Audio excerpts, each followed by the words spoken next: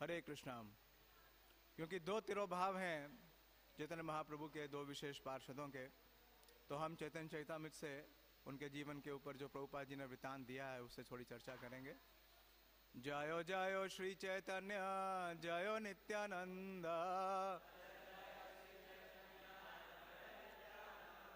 जय अद्वैत चंद्र जय गौर भक्त वृंदा, जयो जयो श्री चैतन्य जयो नित्यानंद, जय अद्वैत चंद्र जय गौर भक्त वृंदा, जयो जयो श्री चैतन्य जयो नित्यानंद,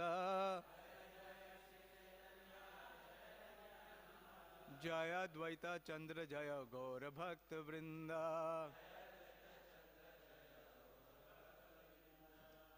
क्योंकि समय कम है और तीन उत्सवों पे बोलना है, इसलिए दोहराएंगे नहीं। ये श्री चैतन्य चरितामृत में सबसे पहले श्री मुकुंद दत्त के बारे में बोलेंगे। ऐसा क्यों? क्योंकि भगवान स्वयं उद्धव जी से बोलते हैं 11वें स्कंद श्रीमद् भागवतम में। भगवान क्या बोलते हैं? अनुव्रजामि अहम नित्यम पूयया इति आंघ्रि रेणु भी। भगवान बोलते हैं I always follow the footsteps of my pure devotees because they are free from all personal desire. तो शुद्ध भक्त जो हैं उनकी निज की कोई इच्छा नहीं है। सर्व क्या है? ज्ञान कर्मादि अनुकूले न कृष्णानुशीलनम। तो सब ये जो भक्त हैं, शुद्ध भक्त हैं, इनके हृदय में कोई काम वासना नहीं है, कोई भोग वासना नहीं है। तो भगवान क्या बोलते हैं? इनकी जो पद की रज है, जब ये चलते हैं और ये जब मैं इनके पीछे चलता हूँ तो मैं इससे क्या होता हूँ? पवित्र होता हूँ। अनुव्रजामि अहम नित्यम। नित्यम मतलब भगवान हमेशा ऐसा करते हैं। क्या करते हैं? कि अपने शुद्ध भक्तों के पद चिन्हों पे चलते हैं। तो इसलिए इस प्रिंसिपल के अनुसार मैं पहले भक्तों का गुणगान करूंगा, क्योंकि उससे भगवान प्रसन्न होंगे, और फिर भगवान जगन्नाथ का स्नान यात्रा। ये वैष्णव नाम होए संसार पवित्र, ब्रह्मादि गायन ये वैष्णव चरित्र। तो चैतन्य महाप्रभु स्वयं बोलते हैं कि ये वैष्णव नाम होए संसार पवित्र, कि अगर वैष्णवों का गुणगान होता है, उनकी बारे में आख्यान होता है, तो पूरा समस्त जगत क्या हो जाएगा? पवित्र हो जाता है। ब्रह्मादि गायन वैष्णव चरित्र। तो पहले हम दोनों वैष्णवों के चरित्र का गुणगान करने का प्रयास करेंगे और फिर स्नान यात्रा। क्योंकि बहुत विस्तृत चरित्र है दोनों ही भक्तों का, श्री मुकुंद दत्त और श्री श्रीधर पंडित या कोलाविच श्रीधर। तो थोड़े समय में लेने के लिए ये जो ज़्यादा को कम में कंसाइज करके प्रेजेंट करना आचार्यों के लिए संभव है। तो प्रभुपाद जी अपने तात्पर्यों के माध्यम से इन दोनों पार्षदों के बारे में बता रहे हैं श्री चैतन्य चरितामृत में। चैतन्य चरितामृत आदि लीला अध्याय 10 प्यार संख्या 40। प्लीज श्रवण करिएगा, दोहराइएगा नहीं। श्री मुकुंद दाता शाखा प्रभु रसम अध्यायी, यहाँ रे कीर्तन नाचे चैतन्य गोसाई। तो श्री चैतन्य महाप्रभु के सहपाठी श्री मुकुंद दत्त। तो मुकुंद दत्त कौन है? वो चैतन्य महाप्रभु के स्कूलमेट हैं। स्कूलमेट ही नहीं है, बैचमेट भी हैं। एक होता है कि स्कूल में जाना साथ में, लेकिन उसी कक्षा में भी है, बैच में भी है। और ना सिर्फ उसी बैच में है, ही सोलमेट ऑल्सो। सुना है आपने? हाँ, स्कूलमेट, बैचमेट और सोलमेट।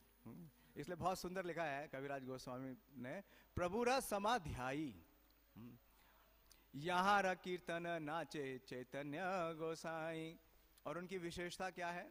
ये दूसरी लाइन में बता रहे हैं कि वो जब कीर्तन करते हैं, उनका कीर्तन इतना मधुर है। और उनके कीर्तन की एक और बड़ी विशेषता है कि वो चैतन्य महाप्रभु के हृदय में जो प्रेम के भाव हैं, उसका प्रकाश करने के लिए उन्हीं के अनुकूल कीर्तन करते हैं। तो स्वाभाविक रूप से क्या होता है कि जब भी श्री मुकुंद दत्त कीर्तन करते हैं, चैतन्य महाप्रभु क्या करते हैं? डांस करते, नाचते हैं। यहाँ र कीर्तन नाचे चैतन्य गोसाई।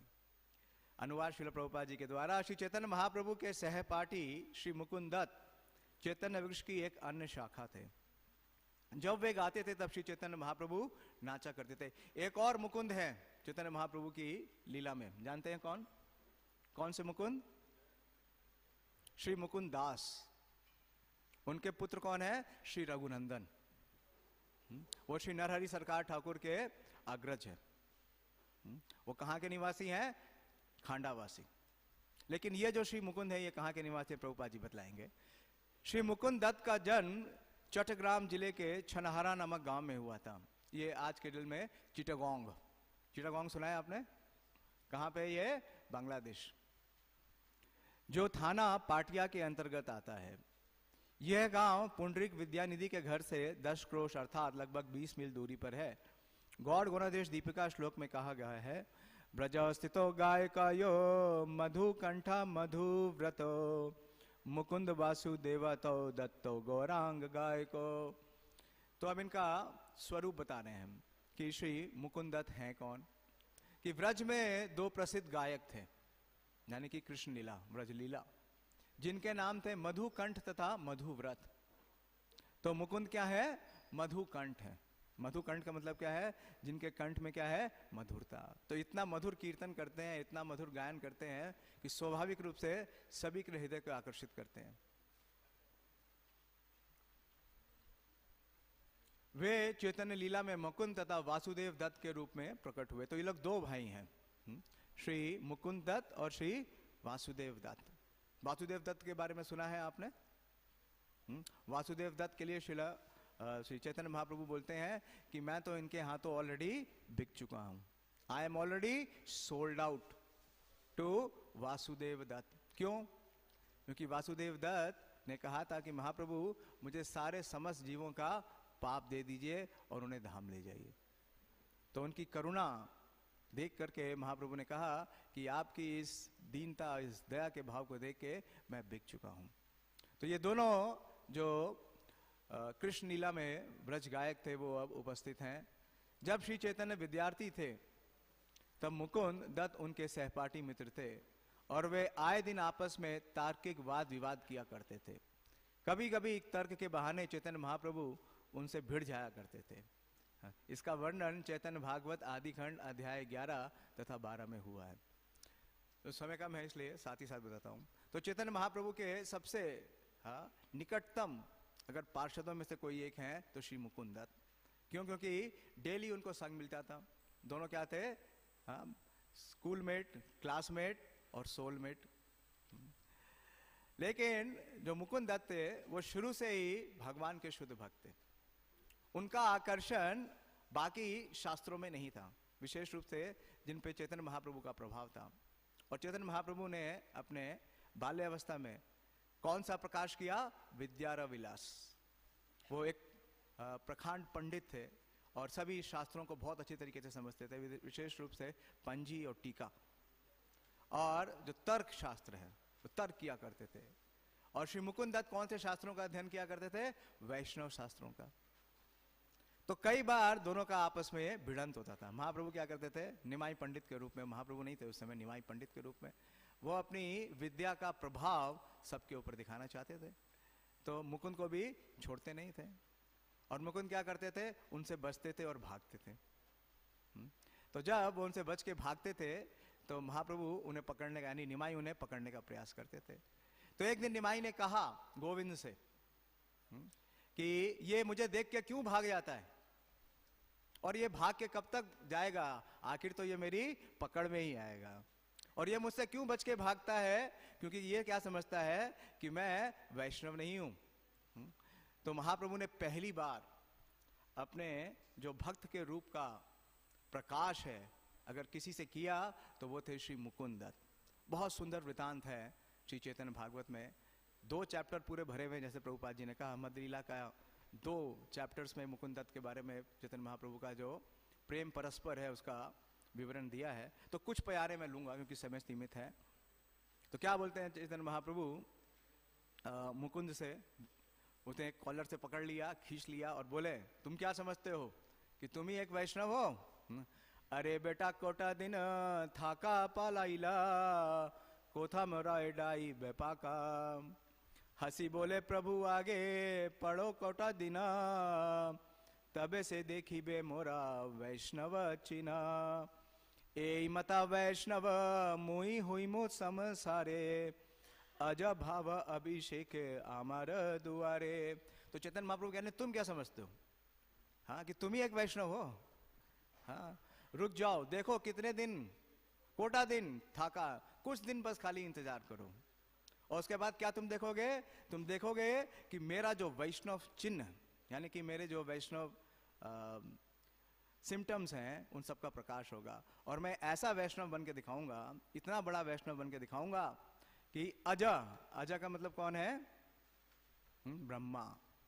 क्योंकि वो क्या है? उनका कोई सेमिनल बर्थ नहीं है, वो भगवान की कमल नाभ से उनका प्रकाश हुआ है, उनका अवतार हुआ है। और भवा, भवा का मतलब है शिवा। जो सबसे बड़े वैष्णव हैं, यानी ब्रह्मा और शिव, वो क्या आएंगे?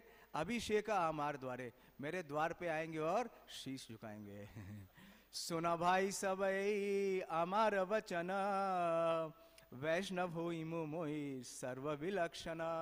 तो मैं जैसा वैष्णव बनूंगा वैसा कोई वैष्णव ही नहीं होगा। तो वास्तव में मुकुंद दत्त इतने प्योर हैं, हाँ, कि बाल्य अवस्था में ही वो निमाई पंडित को, जब वो अपने विद्या का विलास प्रकाश कर रहे थे, उसके मध्य में विवश किया कि वो अपना जो भक्त का रूप है उसे दिखलाएं। तो मुकुंद दत्त, जैसा बता रहे हैं श्री प्रभुपाद जी, कि जब भी वो गाते थे तो चैतन्य महाप्रभु नाचते थे। तो जब चैतन्य महाप्रभु ने, हाँ, अपना संकीर्तन आंदोलन शुरू किया, जब वो गया से वापस लौट आए और उन्होंने श्री ईश्वरपुरी पाद से दीक्षा ले ली। वास्तव में मुकुंद इतने विशेष वैष्णव हैं कि जब श्री ईश्वरपुरी पाद आए थे नवद्वीप में, तो ईश्वरपुरी पाद अपने को प्रकट नहीं कर रहे थे। वो एक भिक्षुक की तरह, एक साधारण सन्यासी भिक्षुक की तरह रह रहे थे। लेकिन उनको भी पहचाना किसने? श्री मुकुंद दत्त ने।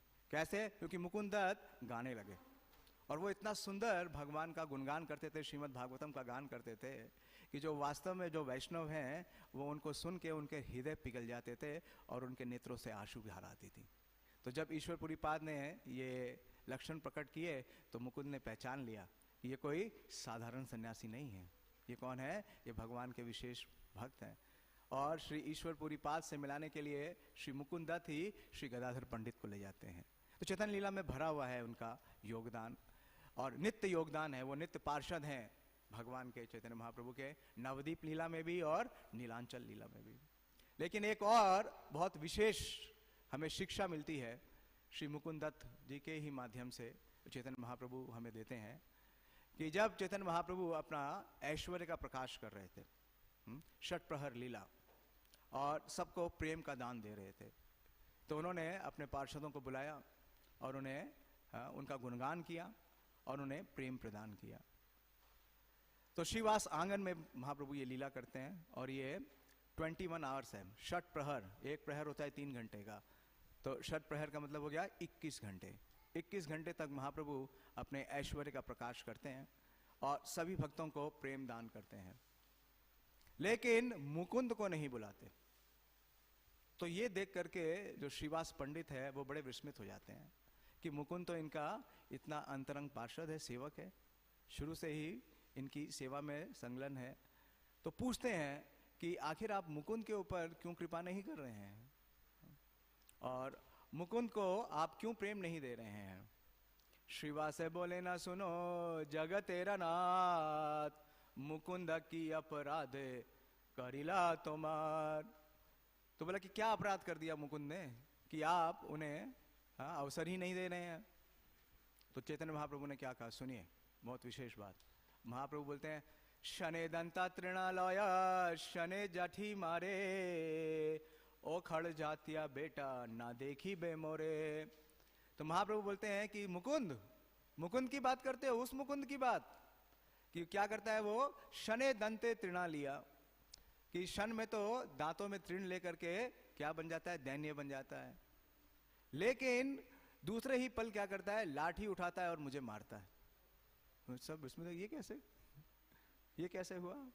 और महाप्रभु ने बोलते हैं, ओ खड़ जाटिया बेटा। महाप्रभु के बहुत प्रिय है, क्योंकि महाप्रभु हमेशा उन्हें क्या बोलते हैं? बेटा। बचपन में भी क्या बोला? बेटा देखना बोलते हैं ना, ऐसे बच्चे बोलते हैं ना अपने दोस्तों को, हाँ, जिससे बहुत प्रेम होता है कि छोड़ूंगा नहीं। तो महाप्रभु का इतना प्रेम है, पहले भी बोला कि छोड़ूंगा नहीं, मैं क्या बनूंगा? ऐसा वैष्णव बनूंगा। और अब बोल रहे हैं कि वो क्या होता है, वो खड़ जाती है बेटा ना देखी बेमोर, वो मेरा दर्शन कभी नहीं पाएगा, उसे मेरा दर्शन प्राप्त नहीं होगा। तो श्रील भक्ति सिद्धांत सरस्वती ठाकुर इस चैतन्य भागवत के विस्तार में लिखते हैं कि ये उसी प्रकार से है कि एक हाथ से चरण का स्पर्श करना और दूसरे हाथ से गर्दन को पकड़ना। तो ये कैसे? क्योंकि उनके साथ एक समस्या थी कि वो जब वैष्णवों के साथ रहते थे तो भक्ति का गुणगान करते थे, लेकिन जब वो मायावादियों के साथ रहते थे या योगियों के साथ रहते थे तो भक्ति को सर्वोत्तम नहीं कहते। तो भक्ति देवी के प्रति उन्होंने क्या किया? अपराध किया। विशेष रूप से चैतन्य महाप्रभु ने कहा, उन्होंने कहा कि जब ये और लोगों के साथ मिलता है और संप्रदाय गिया या खाने संभाया ना ही मने भक्ति जठी मराए सदा, कि भक्ति की क्या करता है, जो श्रेष्ठता है उसे उसे सिद्ध नहीं करता और उनकी हाँ में हाँ मिलाता है और संप्रदायों के साथ जाता है। तो इस प्रकार से चैतन्य महाप्रभु ने कहा कि जो ऐसा व्यक्ति है ये क्या है, ये गिरगिट के समान है। गिरगिट क्या करता है? रंग बदलता है। तो ऐसा व्यक्ति ये ना देखी में मोर, ये मुझे कभी नहीं देख सकता है। तो जब मुकुंद ने ये बात सुनी तो मुकुंद बहुत ही दुखी हुए, द्रवित हुए। मुकुंद बोले ना सुना ठाकुर श्रीवास, काबू की देख मुई प्रभुरा पास। तो श्रीवास ठाकुर से उन्होंने निवेदन किया कि प्रभु जो है मेरे कुपित हैं, मुझे देखने के लिए मना कर रहे हैं, तो बोलिए आज तो नहीं देख रहे हैं, आखिर मुझे कब दर्शन देंगे? क्योंकि भक्त के हृदय में केवल एक ही भावना है कि कब उनको भगवान का दर्शन प्राप्त होगा, कब संग प्राप्त होगा, कब सेवा प्राप्त होगी। तो इस प्रकार से जब निवेदन लेकर के श्रीवास ठाकुर लेके आए निवेदन मुकुंद दत्त का, तो चैतन्य महाप्रभु बोलते हैं, प्रभु बोले और यदि कोटि जन्म होया तबे मोरा दर्शन पाइब निश्चय, कि अगर कोटि जन्म, कोटि का मतलब समझते हैं? हाँ, 1 करोड़, 1 करोड़ जन्म और वेटिंग हो। प्रतीक्षा की थोड़ी वेटिंग है, बहुत तकलीफ लगता है। हाँ, सन्यास की भी वेटिंग हो तो तकलीफ लगता है। महाप्रभु क्या कह रहे हैं? दर्शन में कितना वेटिंग टाइम है? 1 करोड़ जन्म। मेरा दर्शन पाने के लिए कितना वेट करना पड़ेगा? 1 करोड़ लाइफ्स। सुनिया निश्चय प्राप्ति प्रभु राशि मुखे, मुकुंद संचित होइला परमानंद सुखे, पाइबा बलि करे महानृत्य, प्रेमित विबल होइला चैतन्य भृत्या। सुन करके मुकुंद भाव विभोर हो गए और भाव विभोर होकर के नाचने लगे, उनके नेत्रों से आंसुओं का प्रवाह होने लगे। क्यों? कि पाइबा बलि, कि मुझे मिलेगा मेरे प्रभु का दर्शन मिलेगा। और वो ये भूल भी गए कि कोटि जन्म कितना है। तो भगवान के जो भक्त हैं, जो चैतन्य महाप्रभु के भक्त हैं, वो सिद्धांत के बड़े पक्के हैं। श्री रूप गोस्वामी बोलते हैं कि भक्ति में क्या चीज का बहुत आवश्यकता है? उत्साह, निश्चयात और धैर्यात। देखिए इसकी प्रतिमूर्ति कौन है? श्री मुकुंद दत्त। कितना उत्साह, नाचने लगे, आनंद विह्वल, हाँ, नेत्रों से आंसू निकलने लगे। क्यों? क्योंकि 1 कोटि के जन्म के बाद भी उन्हें चैतन्य महाप्रभु प्राप्त होंगे। जब उनका नृत्य और गान सुना किन्होंने? भगवान चैतन्य महाप्रभु ने, तो क्या हो गया? उनका हृदय द्रवित हो गया, उनसे रहा नहीं गया। प्रभु बोले मुकुंद गुचिल अपराध, आई से अमार देखा दरह प्रसाद। महाप्रभु इतने प्रसन्न हो गए, हाँ, उनका ये व्यवहार देख के, उनका ये रिस्पॉन्स देख के। महाप्रभु ने कहा कि तुम्हारे सारे अपराध माफ हो गए, सारे अपराध नाश हो गए, 1 कोटि जन्म क्या, तुम्हें अभी दर्शन दूंगा। और ये कह के उन्होंने मुकुंद को बुलाया और गले से लगाया। और क्या आशीर्वाद देते हैं? भगवान ने कहा, अमार गायन तुम्ही ठाका अमार संगे, परिहास पात्र संगे आमी कैला रंगे। तो चैतन्य महाप्रभु कहते हैं कि अमारा गायन तुम्ही, अरे मेरे तो तुम गायक हो, तुम तो मेरे कंठ हो, हाँ, तुम्हारे मधुर कंठ से तो मैं कीर्तन सुनता हूँ और नाचता हूँ। हाँ, थाका आम्हार संगे, तुम मेरे निजी संगी हो, मैं जब जब जहां जहां अवतार लूंगा तुम मेरे संग रहोगे। हाँ। दूसरा क्या बोले, परिहास पात्र संगे, क्योंकि तुम मेरे इतने प्रिय हो, मैं तुमसे क्या कर रहा हूं, परिहास कर रहा था, मैं तो सिर्फ तुमको टेस्ट कर रहा था। तो कई बार भगवान हमें भी टेस्ट करेंगे घबराना नहीं, उत्साह निश्चयात और धैर्यात। आई वॉज जोकिंग, क्योंकि यू आर प्रॉपर कैंडिडेट। संगे आमी कैला रंगे, क्योंकि तो आप क्या हो, मेरे प्रिय भक्त है। भक्तिमयी तोमार शरीर मोरा दास, तोमार जीवाए मोरा निरंतर वास। तो बोल रहे हैं कि जो तुम्हारा शरीर है, ये पूरा शरीर ही किस धातु का बना हुआ है, मेरी भक्ति का। और आप मेरे नित्य दास हो, और तुम्हारे जीवा पे, यानी कि तुम्हारे भजनों से या तुम्हारे कीर्तन में मेरा निजवास है। मुकुंदेरा भक्ति मोरा बड़ा प्रियकारी, यथा गाओ तुम्ही तथा आमी अवतारी। यही खाने होए मोरा अवतार, तथा ए गायन तुम्ही होई बे अमर। तो इस प्रकार से श्री मुकुंद दत्त का गुणगान स्वयं चैतन्य महाप्रभु करते हैं, और श्री वृंदावन दास ठाकुर एक बहुत विशेष आशीर्वाद देते हैं। वो क्या बोलते हैं कि जो ये चैतन्य महाप्रभु का और श्री मुकुंद दत्त का जो परस्पर है, जो ये विवाद है, और मुकुंद दत्त की विशेष रूप से जो प्रार्थनाएं हैं, तो बहुत विवरण है। श्री राधा पारसारथी भगवान की जय, श्री ललिता विशाखा की जय, श्री सीताराम लक्ष्मण हनुमान की जय, श्री निताई गौर सुंदर की जय। वो क्या बोलते हैं कि जो ये मुकुंद और चैतन्य महाप्रभु का जो ये प्रेम विवाद है, इसको सुनेगा, केवल श्रवण मत करेगा। मुकुंदेरा स्तुति वरा सुनी यही जना, से मुकुंदेरा सने होई बे गायन। तो जो मुकुंद की ये स्तुति सुनता है और मुकुंद का जो चैतन्य महाप्रभु के साथ ये प्रलाप है ये सुनता है, तो वो मुकुंद की तरह ही गाएगा और महाप्रभु को प्रसन्न करेगा। श्री मुकुंद तिरुभाव तिथि महामहोत्सव की जय। 8:30 हो गया। तो नित्य संगी है। जब चैतन्य महाप्रभु ने सन्यास लिया, तो भी सन्यास कब ले रहे थे, एक ही शर्त होती थी कि मुकुंद दत्त गाएंगे। महाप्रभु की रथ यात्रा पार्टी में भी श्री मुकुंद दत्त लीड सिंगर है। तो नवदीप में और नीलांचल में, हाँ, हर समय वो चैतन्य महाप्रभु के निकटतम पार्षद हैं। और आज इनका तिरुभाव तिथि है। इनकी जो समाधि है वो 64 समाधि क्षेत्र वृंदावन में है। और इनके जीवन से हमें क्या मिलता है, डिवोशन, डेडिकेशन एंड डिटर्मिनेशन। किसी भी अवस्था में, हाँ, प्रसन्न रहना। श्री मुकुंद दत्त तिरुभाव तिथि महामहोत्सव की जय। और श्रीला श्रीधर पंडित, हाँ, श्रीधर पंडित को हम जानते हैं कोलाविच श्रीधर।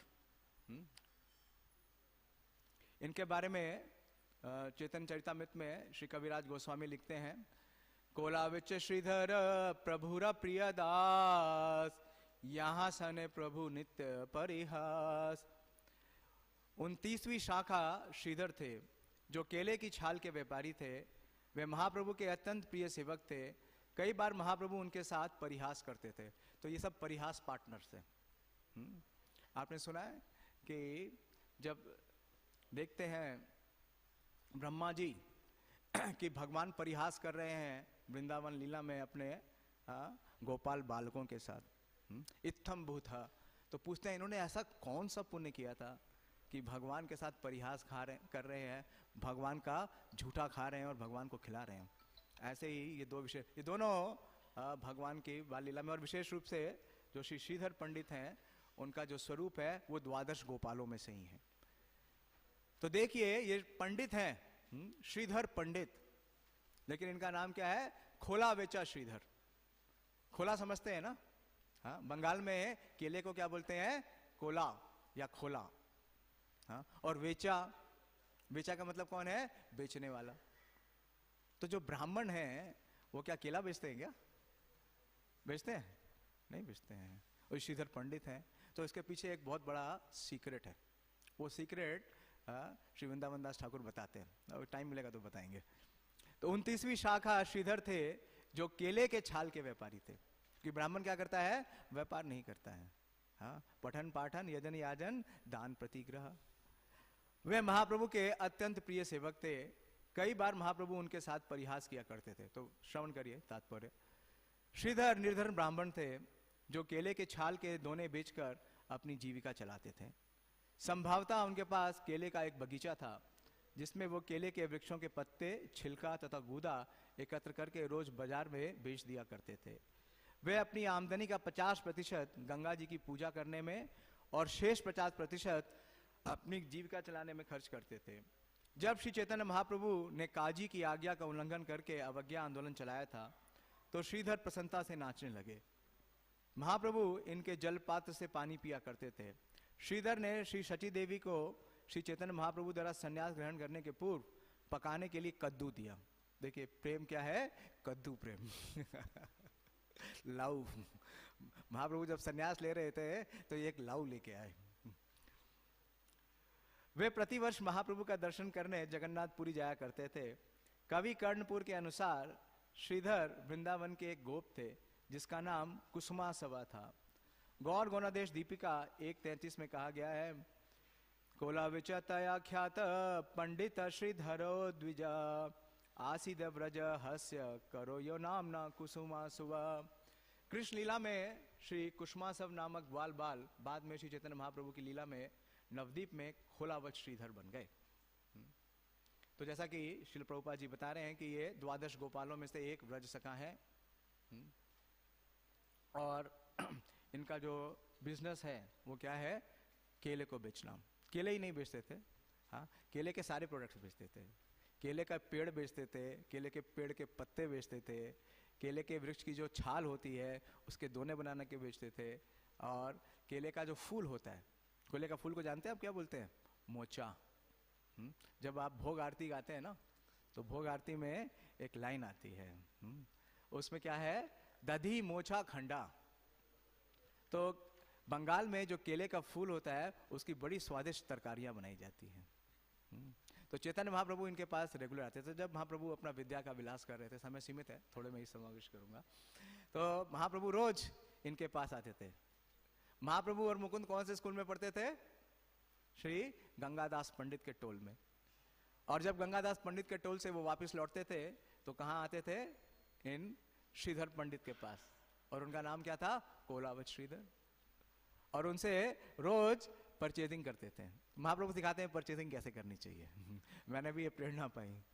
महाप्रभु बोलते थे कि तुम बहुत ज्यादा दाम लेते हो, तुम तो मुझे लूट रहे हो। हाँ, 1 रुपए का माल तुम 10 रुपए में दे रहे हो, इतना महंगा केला कहाँ से होता है, हाँ, धरती से, प्रकृति से, तो पैसे क्यों मांग रहे हो। हाँ? एक बार ऐसे ही एक व्यापारी श्रील प्रभुपाद जी के पास आया कलकत्ता में। जयपताका स्वामी महाराज उसको लेके आए, लाइफ मेंबर बनाया ही था। तो प्रभुपाद जी ने पूछा क्या करते हो, तो बोला मैं ग्लास बनाता हूँ, ग्लास। तो प्रभुपाद जी ने कहा कि तुम चोर हो। प्रभुपाद जी ने कहा तुम चोर हो, सब सक पकागा। जयपताका महाराज देखने लगे, मैंने अभी इसको लाइफ मेंबर बनाया है, प्रभुपाद बोल रहे हैं चोर है।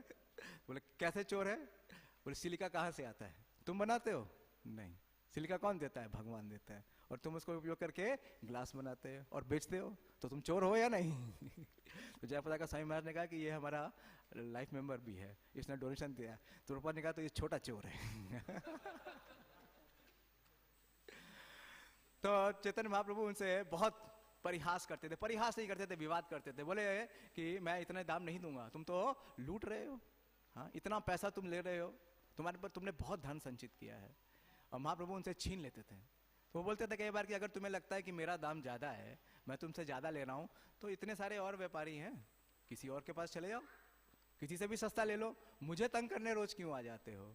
तो महाप्रभु क्या बोलते हैं, मैं तुम्हारे जैसा स्टडी सप्लायर कहाँ पाऊंगा, मैं तुम्हें नहीं छोड़ सकता, मैं तुमसे चाहिए भी मुझे और दाम भी नहीं दूंगा। तो बोले देखो मैं बहुत गरीब ब्राह्मण हूँ, हाँ, तुमको लगता है कि मेरे पास बहुत धन है। महाप्रभु कहते हैं एक दिन मैं तुम्हारे घर आऊंगा, मैं तुम्हारे घर आकर के तुम्हारा जितना धन है मैं सारा लूट लूंगा, इसलिए मुझे चुपचाप दे दो।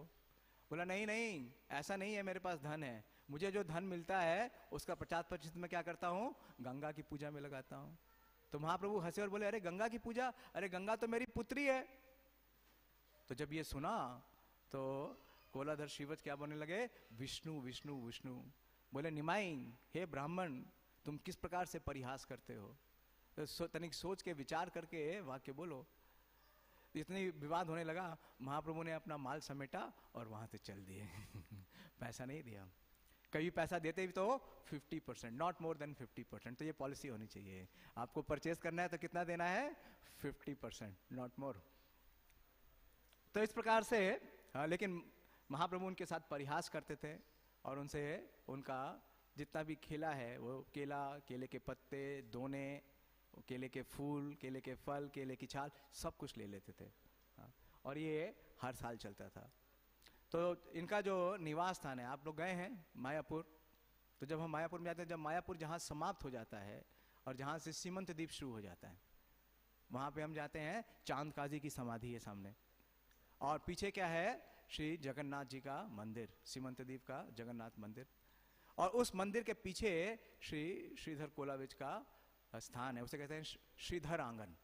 2 आंगन है नवद्वीप में, एक है शिवास आंगन और है श्रीधर आंगन। और पहले जैसा वर्णन आ रहा है, उस समय उस स्थान पे केले का बगीचा था। अभी किसका बगीचा है?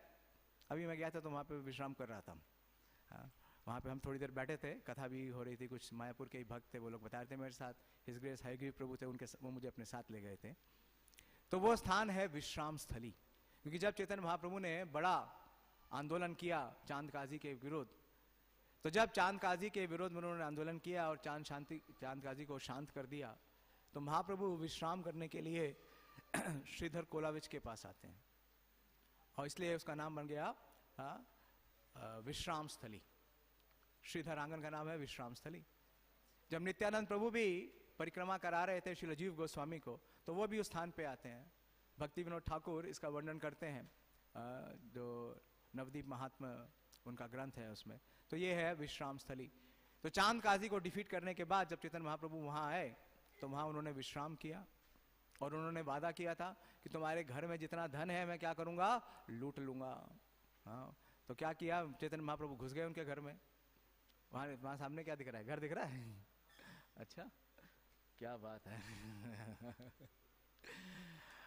तो आप देख सकते हैं, हाँ, बिल्कुल छोटी सी, कितनी छोटी, वो ऐसी लगती है जैसे कि पूजा का घर लोगों का देखा है, सबसे छोटा होता है, लेकिन उससे भी छोटा है ये। तो यहाँ पे विश्राम करते थे और घर में कुछ था नहीं। जो छत थी वो टूटी हुई थी, और पूरे घर में अगर कुछ धन के नाम पे था तो एक लोहे का लोटा। मैं एक लेक्चर में सुन रहा था कि लोहे का लोटा 5th ग्रेड है। 1st ग्रेड क्या है? सोने का लोटा, जिससे जगन्नाथ जी का आज स्नान होता है, 1st क्लास से। जलाभिषेक होता है सोने के पात्र से। 2nd ग्रेड क्या है? सिल्वर। 3rd क्या है? ब्रॉन्ज। 4th क्या है? कॉपर। और 5th ग्रेड क्या है? लोटा। और ये लोटा इतना विशेष था, ये ऑल इन वन था। कुछ भी कार्य करना हो उसके लिए घर में दोनों हस्बैंड वाइफ के बीच में एक लोटा। हाँ, शौच जाना हो तो भी यही लोटा, स्नान स्नान करना है तो भी यही लोटा, इवन वर्शिप करना है तो भी यही लोटा। और लोटा भी टूटा हुआ लोटा, उसमें से आधा पानी गिरता था। तो चैतन्य महाप्रभु ने कहा था कि जब मैं आऊंगा तो जो धन है वो लूट लूंगा। तो उन्होंने क्या लूट लिया? वो लोटा। और उस लोटे में जल भरा और पीने लगे। तो जब वो जल पी रहे थे चैतन्य महाप्रभु, तो जो श्रीधर हैं वो रोने लगे। वो क्या बोलते हैं कि आपने मेरा सारा धर्म नाश कर दिया, क्योंकि आप इतने कुलीन ब्राह्मण हैं। चैतन्य महाप्रभु, हाँ, निमाई पंडित, हाँ, नवद्वीप के सबसे स्कॉलरली ब्राह्मण, और उनको किस पात्र में दिया? शौच के लोटे में। लेकिन भगवान क्या है? भावग्राही। भगवान ने शबरी से क्या स्वीकार किया? झूठे बेर। और विदुरानी से क्या स्वीकार किया? छिलके केले के। और श्रीधर से क्या स्वीकार किया? उस शौच के लोटे से जल। तो ये है भगवान की भगवत्ता और उनकी भक्त वत्सलता। तो जब श्रीधर, तो आप देखिए चैतन्य महाप्रभु ने जब अपना महाप्रकाश लीला किया, तो उसमें सबसे ज्यादा कृपा जिन 2 पार्षदों को दी, दोनों का ही आस्तिरोभाव है। सबसे पहले वो किसको बुलाते हैं? श्री श्रीधर पंडित को। और श्रीवास को बोलते हैं कि आप जाइए और श्रीधर को बुला लाइए, मैं उसे अपना भगवत स्वरूप देना चाहता हूँ। श्रीधर पंडित की एक और विशेषता थी, वो पूरी रात सोते नहीं थे। उनकी पूरी रात ऐसे होती थी जैसे हमारा एकादशी का कीर्तन पूरी रात भजन करते थे, भगवान के नामों का जोर से उच्चारण करते थे। हरे कृष्णा कृष्णा कृष्णा हरे हरे, हरे राम राम राम हरे हरे। तो जितने उनके पड़ोसी हैं वो सोचते थे कि ये पागल हो गया है, इसके पास पैसे तो है नहीं, रात में भूख लग रही है, सो नहीं पा रहा है और चिल्ला रहा है, लेकिन वास्तव में वो भगवान का स्मरण करते रहते थे। तो भगवान भी उनका नित्य स्मरण करते हैं और उन्हें बुलवाते हैं। और जब आ जाते हैं श्रीधर, तो श्रीधर को अपना भगवत स्वरूप, अपना ऐश्वर्य, जैसा भगवान ने ऐश्वर्य अर्जुन को दिखलाया, हाँ, अपना यूनिवर्सल फॉर्म, और उससे पहले अपना जो विभूति विस्तार योग है वो दिखलाया। तो अपनी विभूतियों का विस्तार दिखलाया श्रीधर को और कहा कि श्रीधर, मैं तुम्हें एक बड़े राज्य का राजा बनाना चाहता हूँ, मैं तुम्हें असिद्धियां देना चाहता हूँ, लेकिन महाप्रभु रे भक्त संगे वैराग्य प्रधान, यहाँ देखी प्रीति होना गौर भगवान। तो श्रीधर ने कहा कि मुझे ये सब नहीं चाहिए। तो महाप्रभु ने कहा कि मेरा दर्शन पा लिया, मेरा विश्व रूप देख लिया, मेरा ऐश्वर्य रूप देख लिया, तो ये निष्फल नहीं हो सकता, तुम्हें कुछ तो वरदान लेना ही होगा। तो क्या वरदान लेते हैं वो यही वरदान लेते हैं कि मुझे ये वरदान दीजिए कि जन्म जन्म में मैं वही कोलाविच श्रीधर बनूं और आप वही ब्राह्मण बने, आप हर बार मेरे पास आएं और मुझसे मेरी जो वस्तुएं हैं वो पाएं। प्रभु बोले श्रीधर वाछिया मांग वर, अष्ट सदी दिमु आजी तुम्हारा गोचरा। मांग मांग पुनः पुनः बोले विश्वंभर, श्रीधर बोलिया प्रभु देई वर। ये ब्राह्मण मोरा संगे करिला कंदन, मोरा प्रभु होय का तारा चरण युगल। तो उन्होंने कहा कि अगर आपको देना है तो केवल ये दीजिए कि आप ब्राह्मण के रूप में हर बार मेरे पास आए, अपने युगल चरण का दर्शन दें और मेरे केले को स्वीकार करें। तो श्री वृंदावन दास ठाकुर बोलते हैं कि ये लीला करने के ही लिए, इसी लीला को करने के लिए श्रीधर कोलाविच पंडित क्या बने? कोलाविच श्रीधर। श्रीधर पंडित क्या बने? कोलाविच श्रीधर। कि एक ब्राह्मण से क्या किया? वैश्य का काम, क्योंकि महाप्रभु ये लीला का आस्वादन करना चाहते थे। ए लीला करी बेचैतन्य हेना छे, इहारा कारणे सी श्रीधर कोलावेचे। ए लीला लागिया श्रीधर वेचा कोला के, भुजिते पार वैष्णु विष्णव लीला। तो बोल रहे विष्णु और वैष्णव दोनों की लीला ना भुजिते पारो, कोई नहीं समझ सकता। तो इस प्रकार से श्रीधर पंडित का बहुत विशेष चैतन्य महाप्रभु के साथ आदान प्रदान है। महाप्रभु उससे क्या लेते थे? केला, खोला बेचा। और नित्य संगी हैं कि जब सन्यास ले रहे थे तो अपने प्रेम, जब उनको पता चला कि चैतन्य महाप्रभु जा रहे हैं तो केला बेच तो क्या थे? निर्धन थे। कुंती महारानी क्या बोलती हैं कि नमो अकिंचन वित्ताय निवृत्त गुण वित्तये, कि जिसके पास जो अकिंचन है, हु इज मटेरियली इम्पावरिश्ड, जिसके पास संसार का कुछ नहीं है, उसके पास क्या धन है? भगवान है। नमो अकिंचन वित्ताय। तो इनके पास संसार का कोई धन नहीं था, लेकिन इनके पास सबसे बड़ा धन था, वो क्या था? चैतन्य महाप्रभु का प्रेम था। और संन्यास लीला के बाद जब महाप्रभु पुरी जाते हैं तो हर वर्ष नीलाचल यात्रा में श्री श्रीधर जाते हैं। इनका भी जो समाधि क्षेत्र है वो 64 समाधि क्षेत्र में है। श्री श्रीधर कोलाविच श्रीधर तिरुभाव तिथि महामहोत्सव की जो है 15-20 मिनट है स्नान यात्रा। तो आज बहुत ही विशेष दिन है, क्योंकि आज भगवान जगन्नाथ का आविर्भाव दिवस है। जो स्नान यात्रा है वो अभिन्न है भगवान के आविर्भाव दिवस से। लेकिन देखिए भगवान जगन्नाथ कितने कृपालु हैं, क्योंकि जब भगवान श्री कृष्ण जन्माष्टमी पे प्रकट होते हैं तो हमसे क्या करवाते हैं? उपवास। कब तक? मध्य रात्रि तक। यहाँ तो सुबह से ही खाना पीना चलेगा। जगन्नाथ के आविर्भाव में कोई फास्टिंग नहीं है, केवल क्या है? फीस्टिंग। तो ये बहुत विशेष है। और देखिए उत्सव, नित्य उत्सव या अखंड उत्सव। तो जगन्नाथपुरी में ब्रह्म पुराण में वर्णन आता है कि 13 मुख्य उत्सव हैं और ब्रह्म पुराण में 2 उत्सवों के बारे में वर्णन आता है। वो है स्नान यात्रा या स्नान पूर्णिमा आज का दिन, और दूसरा है गुंडीचा यात्रा यानी कि रथ यात्रा। तो जितने भी उत्सव हैं भगवान जगन्नाथ के, सबसे मुख्य उत्सव कौन से हैं? आ रहा है क्या? स्नान यात्रा और रथ यात्रा। कि वास्तव में जो स्नान यात्रा है, आप देखिए भगवान जगन्नाथ के उत्सवों की श्रृंखला, कि जब से ग्रीष्म ऋतु आई है, जब से गर्मी पड़ रही है, तो पहले क्या हुई? चंदन यात्रा। जगन्नाथपुरी में चंदन यात्रा बहुत विशेष है, हमारी तरह नहीं है। हमारी चंदन यात्रा कितने दिनों की होती है? 21 दिनों की। लेकिन जगन्नाथपुरी में चंदन यात्रा 42 दिनों की होती है। 21 दिन बाहर और 21 दिन भीतर। और वहाँ पे बहुत विशेष आयोजन होता है कि जो फेस्टिवल डेटीज हैं, मदन मोहन जी, रामकृष्णा और पंच शिवा और लक्ष्मी और सरस्वती, वो सब कहाँ जाती हैं? नरेंद्र सरोवर में। और 21 दिन तक नौका विहार करते हैं। हम तो 1 दिन कराते हैं, 21 दिन। और उसके बाद 21 दिन भीतर में चंदन यात्रा चलती है। और जब चंदन यात्रा समाप्त हो गई तो कौन सी यात्रा आ गई? स्नान यात्रा। और स्नान यात्रा के बाद क्या आ जाएगी? रथ यात्रा। और रथ यात्रा के बाद क्या आ जाएगी? झूलन यात्रा। तो लगातार फेस्टिवल्स हैं। तो ये वर्णन आता है स्कंद पुराण में। हाँ, रामेश्वर, उससे पहले फिर जन्माष्टमी आ जाएगी। अच्छा याद, तुम अपनी बात कर रहे हो। हम जगन्नाथ जी की बात कर रहे हैं। तो ब्रह्म पुराण में ये वर्णन आता है कि भगवान जगन्नाथ का प्राकट्य जब हुआ, कैसे हुआ कि ब्रह्मा जी ले गए महाराज इंद्रदुम्न को, और इंद्रदुम्न के भक्ति से प्रभावित होकर भगवान जगन्नाथ देव के रूप में उपस्थित हुए। कैसे? 3 बड़े लॉक्स, दारू ब्रह्म, कहाँ? समुद्र में, नीलांचल में समुद्र में उपस्थित हुए। आज ही के दिन, आज के दिन जगन्नाथ जी वो उस लकड़ी के रूप में, दारू ब्रह्म के रूप में उपस्थित हुए थे इंद्रदुम्न महाराज के पास।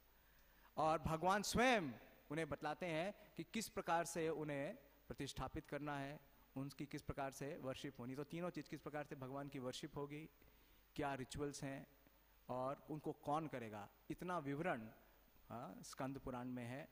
और इंद्रदुम्न महाराज को बतलाते हैं कि आज के दिन, जिस दिन मैं प्रकट हुआ हूँ, उस दिन मेरा स्नान उत्सव करना। आज के दिन को बोलते हैं देव स्नान पूर्णिमा भी, और ये ज्येष्ठ पूर्णिमा भी है। तो भगवान क्या लाइव आ रहा है? अच्छा, जय हो जगन्नाथ बलदेव सुभद्रा महारानी की जय। श्री स्नान यात्रा उत्सव की जय। जय हो। Best use of bad bargain. सुनिए, श्रवण के माध्यम से और भगवान का दर्शन होगा। तो आज के दिन भगवान को स्नान मंडप में लेके आया जाता है। हाँ, आप देख रहे हैं भगवान कहाँ है? स्नान मंडप में। बहुत विशेष इनका वेश भी है, बहुत बढ़िया है। हाँ, सामने लाइव कमेंट्री होगा। तो आज के दिन, तो देखिए जो ये ज्येष्ठ पूर्णिमा है, इससे 2 दिन पूर्व ही, 2 दिन पूर्व ही ये ऐसे खुलता है तो कबूतर अंदर आ गए। तो 2 दिन पूर्व ही ये प्रोग्राम जो है भगवान की स्नान यात्रा का शुरू हो जाता है पुरी में। 13वें दिन जो त्रयोदशी है, उस दिन जो दैतापतिज हैं, वो दैतापति क्या करते हैं? भार लेते हैं। ये बड़ा प्लेटफॉर्म देख रहे हैं, 76 फुट का ये प्लेटफॉर्म है, इसको स्नान वेदी कहते हैं। और ये भगवान की जो रत्न वेदी है, उससे भगवान निकलते हैं आज सुबह बाहर और स्नान वेदी पे आते हैं, आरूढ़ होते हैं।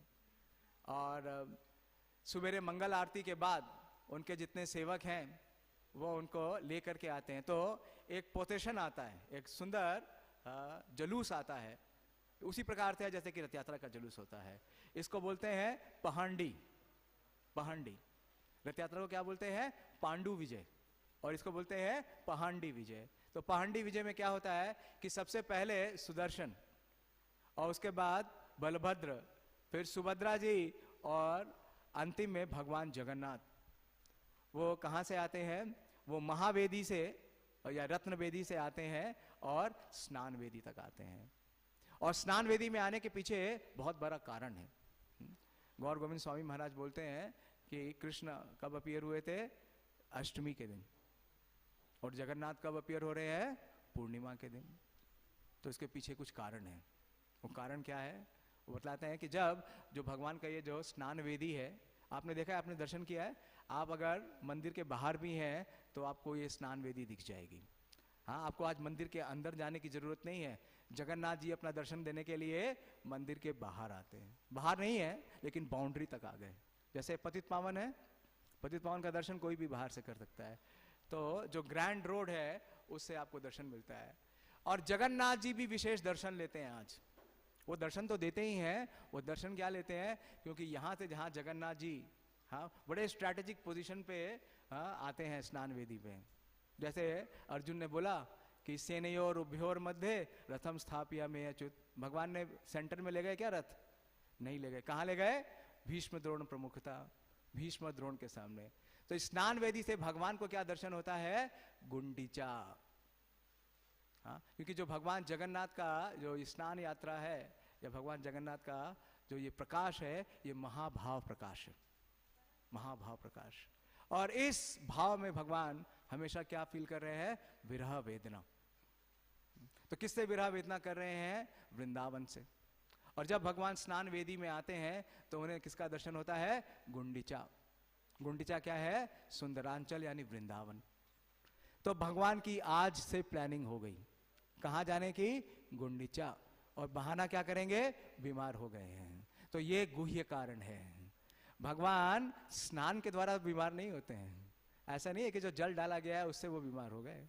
उनके बीमार होने का कारण क्या है? कि उन्हें विरह वेदना हो रही है। किससे? वृंदावन से। और 15 दिन तक भगवान अब दर्शन नहीं देंगे। तो थोड़ा अभिषेक के बारे में बतलाता हूं, जो स्नान होता है। तो जो स्कंद पुराण में वर्णन आता है कि जब भगवान इंद्रद्युम्न महाराज को ये वर्णन कर रहे थे, विवरण कर रहे थे, तो उन्होंने बताया कि समुद्र के किनारे वहां पे एक अश्वत्थ वृक्ष है। और वो अश्वत्थ वृक्ष क्या है? वो शाश्वत है। और उस अश्वत्थ वृक्ष के नीचे एक कुआं है जो कि अभी के समय रेत से पूरा ढका हुआ है। उसे बोलते हैं सोना कुआं। और भगवान ने स्वयं उन्हें ये आदेश दिया कि उस सोने कुएं से 108 घड़े जल निकालो। कितने? 108। कुछ स्थानों पे 130 लिखा है लेकिन वो प्रमाणिक नहीं है, 108 है। सर्वसाक्षी प्रभु भी अपनी पुस्तक जगन्नाथ में लिख रहे हैं स्नान यात्रा के बारे में, तो 108 ही लिख रहे हैं। और 108 का विवरण भी दे रहे हैं। कुछ स्थानों पे मुझे मिला कि ये 108 क्यों है, क्योंकि बलभद्र जी के लिए 33 ये स्वर्ण कलश, सुभद्रा जी के लिए 22, सुदर्शन जी के लिए 18 और जगन्नाथ जी के लिए 35। इन 35 उन जल से, उस विशेष शुद्ध जल से भगवान का अभिषेक होगा और उस जल का प्यूरिफिकेशन होता है। वो सोना कुआं अब वर्तमान में जगन्नाथ मंदिर के प्रांगण में ही है। अगली बार आप जगन्नाथ मंदिर जाएंगे तो सोना कुआं ढूंढिएगा और दर्शन करिएगा। साल में केवल एक बार उससे जल निकलता है। और कितना निकलता है? केवल 108 कलश जल। और विशेष पांडा हैं बहुत सारे, मतलब बहुत बड़ी डिटेल है, मैं वो डिटेल ना तो याद कर सकता ना आपको वर्णन कर सकता। कम से कम 20 प्रकार के पांडा हैं जिनकी 20 की विशेष प्रकार की सेवा है आज के दिन, स्नान यात्रा के दिन। दैतापति के अलावा, जो दैतापति है उनके अलावा, हाँ, कोई जाता है कुएं से जल निकालता है, हाँ, और जब वो जल निकालते हैं तो अपने मुख को कवर रखते हैं। क्यों? क्योंकि उनकी सांस भी जल को टच नहीं करते। आपने देखा है, आप पुरी में गए हैं तो भगवान को जब भोग मंडप में जाता है, जितना भी वहां पे भोग बना है, तो सारे पंडा क्या करते हैं? मुंह को बंद करके रखते हैं। देखा है? नहीं देखा है? वो सीन देखा है? बहुत विशेष सीन होता है। दोनों तरफ वो लकड़ी के उस पार्ट पे हंडिया लगी हुई होती है और मुंह ढका हुआ होता है। तो उसी प्रकार से 108 कलश लेके आते हैं और उसकी एक सेरेमनी होती है, उसका प्योरिफिकेशन का प्रोसेस होता है। और उसमें चंदन, हल्दी, तुलसी वगैरह डाला जाता है, उसको प्यूरिफाई किया जाता है। और आज के दिन इनको विशेष ड्रेसिंग है। क्या हुआ? दिखा दे रहा हूं, अच्छा स्नान यात्रा यहां से देख लेंगे। तो इनकी मंगल आरती के बाद इनकी विशेष पूजा होती है। और मंगल आरती आज यही होती है, स्नान वेदी पे होती है। और स्नान वेदी में अभी स्नान शुरू नहीं हुआ है, स्नान शुरू होगा। और इन 108 कलशों द्वारा इसके अंदर आवाहन किया जाता है कि जितने भी तीर्थ हैं उन सभी का जल इसमें सम्मिलित होता है। और इसका जलाभिषेक किया जाता है वैदिक मंत्रों के द्वारा, और कीर्तन होता है और शंखों की ध्वनि होती है। और इस प्रकार से भगवान जगन्नाथ का जो अभिषेक है वो किया जाता है इन 108 घड़ों के द्वारा, जो कि सोने के कुएं से लाए जाते हैं। और कई प्रकार के अनुष्ठान हैं और कई प्रकार के वहां पे उपचार होते हैं, षोडश उपचार होते हैं। और इन्हें ये सेनपट्टा देख रहे हैं, ये सेनपट्टा, भगवान के मुकुट की जगह एक पट्टा लगा हुआ है, देख रहे हैं आप? हाँ, इसे बोलते हैं सेनपट्टा। ये जो दैतापति हैं वो लोग इसको तैयार करते हैं एक दिन पूर्व, और भगवान आज ही ऑफ करते हैं। और आप जो माला देखेंगे ना, हाँ, वो माला भगवान ने तुलसी की माला पहनी हुई है। तो इस प्रकार से इनका आज अभिषेक होगा, स्नान यात्रा है। और स्नान के बाद भगवान जगन्नाथ क्या करते हैं कि हाथी वेश स्वीकार करते हैं। हाथी वेश, स्नान यात्रा के दिन भगवान का हाथी वेश होता है। और ये हाथी वेश के पीछे भी एक बहुत विशेष प्रसंग है कि एक ब्राह्मण थे जिनका नाम था गणपति भट्ट। और ये गणपति भट्ट बहुत ही विद्वान थे, ये सभी शास्त्रों और ग्रंथों का बहुत अध्ययन करते थे। तो एक बार ये अध्ययन कर रहे थे ब्रह्म पुराण का, और ब्रह्म पुराण में ये वर्णन आ गया, इन्होंने पढ़ा कि जो भगवान श्री हरि हैं उनका अवतार हुआ है, वो कहाँ अवतरित हुए हैं? नीलांचल में। और जो भी उनका दर्शन प्राप्त कर लेगा, जो भी स्नान वेदी पे स्नान यात्रा के दिन भगवान जगन्नाथ का स्नान देख लेता है, दर्शन करता है, पुराणों में वर्णन आता है कि उसके सारे पाप नष्ट हो जाते हैं। तो ये इस अभिलाषा के साथ कि स्नान यात्रा के दिन भगवान जगन्नाथ का दर्शन करेंगे। और जो परम ब्रह्म है वो प्रकट हुए हैं नीलांचल में, और उन्होंने पढ़ा कि जो एक बार परम ब्रह्म का दर्शन कर लेता है फिर उसे वापस इस मृत्यु संसार में नहीं आना होता। यम यद गत्वा ना निवर्तन्ते तद धामम परमम। तो इसी अभिलाषा के साथ ये जो गणपति भट्ट है ये कर्नाटक से चलते हैं और पुरी पहुंचते हैं। यात्रा बहुत लंबी थी, बहुत कठिन थी, कई बार भोजन भी नहीं मिला। तो इन्होंने क्या किया? उपवास किया। लेकिन हृदय में एक ही इच्छा थी कि मैं जगन्नाथ का दर्शन पाऊंगा। और जब ये रास्ते में आने लगे तो पुरी के कुछ पास ही पहुंचे थे, तो इन्होंने देखा बहुत से यात्री जो भगवान जगन्नाथ का दर्शन करके वापस जा रहे हैं, और उनके हाथ में बड़ी बड़ी हांडियां हैं, प्रसाद है। तो ये देख करके सोचने लगे कि अरे ये लोग परब्रह्म का दर्शन करके आए हैं तो वापस क्यों जा रहे हैं? हाँ, मैंने तो पढ़ा था कि जो भी परब्रह्म का दर्शन प्राप्त करेगा उसे क्या मिलेगा? उसे मुक्ति मिल जाएगी। तो ये वापस कैसे जा रहे? तो बड़ी उत्सुकता हुई, थोड़ा कंफ्यूज भी हो गए, डाउट आने लगा उनके हृदय में कि वास्तव में वहां पे परम ब्रह्म है क्या? तो सोच ले कि शायद परम ब्रह्म नहीं है, क्योंकि अगर परम ब्रह्म होते तो उनका दर्शन पाके लोग वापस क्यों जाते? वो तो सब वैकुंठ में चले जाते। तो ये विचार करके वो बड़े द्रवित हो गए, बोले इतनी दूर से मैं आया कनियारी से, कर्नाटक से, लेकिन मुझे परब्रह्म का दर्शन नहीं मिला, निश्चित ही पुरी में परब्रह्म नहीं है। ये सोच के वो वापस लौटने लगे। जब वापस लौटने लगे तो जगन्नाथ जी को बड़ी वेदना हुई। जगन्नाथ जी राह देख रहे थे कि कब मेरा भक्त आएगा, मेरा दर्शन करेगा। तो जगन्नाथ जी से रहा नहीं गया, और वो एक ब्राह्मण का वेश बना करके वो गणपति भट्ट के समक्ष आ गए और बोले कि बताइए ब्राह्मण, आप बड़े दुखी दिख रहे हो, क्या बात है, कोई समस्या है आपकी? तो गणपति भट्ट ने अपनी हृदय की व्यथा बतलाई कि मैं परम ब्रह्म का दर्शन करने के लिए आया था, लेकिन पुरी में तो परम ब्रह्म है ही नहीं। तो उस बूढ़े ब्राह्मण ने पूछा कि आपने ये निष्कर्ष कैसे निकाला? आपका ये निष्कर्ष के पीछे तथ्य क्या है? तो गणपति भट्ट ने कहा कि मैं देख रहा हूं जो लोग कह रहे हैं कि वो जगन्नाथ जी का दर्शन करके आ रहे हैं, वो तो वापिस अपने घरों को जा रहे हैं। तो अगर घर में ही जाना है, परिवार में ही जाना है, मृत्यु संसार में ही जाना है, हाँ, तो फिर यहाँ आने का फायदा क्या है? पुत्रदार गृह आदिशु आत्मसैन्यशु असत्सु अपि। तो अगर वहीं असत में जाना है तो फिर आने का फायदा ही क्या? इसलिए मैं वहां नहीं जाना चाहता। तो ये सुना ब्राह्मण ने, तो ब्राह्मण ने कहा कि अरे आप जानते नहीं जगन्नाथ जी को। जगन्नाथ जी क्या है? वो बड़े ही भक्तवत्सल है, और वो कल्प वृक्ष है, कल्पतरु है। कल्पतरु क्या होती है? जैसी वांछा है ये यथा माम प्रपद्यन्ते ताम सथैव भजामि। तो जिस भावना के साथ जो जगन्नाथ जी के पास आता है, जगन्नाथ जी उसकी इच्छा पूर्ति करते हैं। आप अपनी इच्छा लेके आए हो, निश्चित रूप से जगन्नाथ जी आपकी इच्छा की पूर्ति करेंगे, आप जाओ। तो ये आगे बढ़े और आ गए यहाँ आ गए, दर्शन कर लिया उन्होंने बाहर से स्नान वेदी में, और क्या देख रहे हैं कि भगवान का स्नान हो रहा है। लेकिन जब वो देख रहे हैं स्नान हो रहा है, तो उनके एक कंसेप्शन था। उनका कंसेप्शन क्या था कि जो श्री हरि है, पर ब्रह्म है, उनका जो मुख है वो गज के समान है। लेकिन यहाँ जगन्नाथ जी का तो जब मुख देखे तो बड़े विस्मित हो गए, ये मुख तो समझ में ही नहीं आ रहा है। हाँ, इतनी बड़ी बड़ी आंखें हैं, हाँ, उनके हाथ तो अजीब हैं, पैर हैं ही नहीं। तो बोले ये तो पर ब्रह्म नहीं है, निश्चित रूप से मेरे साथ क्या हुआ है, धोखा हुआ है। और ये सोच करके वो दोबारा वापस लौटे, प्रणाम भी नहीं किए, वो वापस लौट गए। जब वो वापस लौटने लगे, आगे चले, तो जगन्नाथ जी को बड़ी वेदना हुई। जगन्नाथ जी सोचने लगे ये यहाँ तक आके फिर भी मेरी कृपा प्राप्त किए बिना जा रहा है।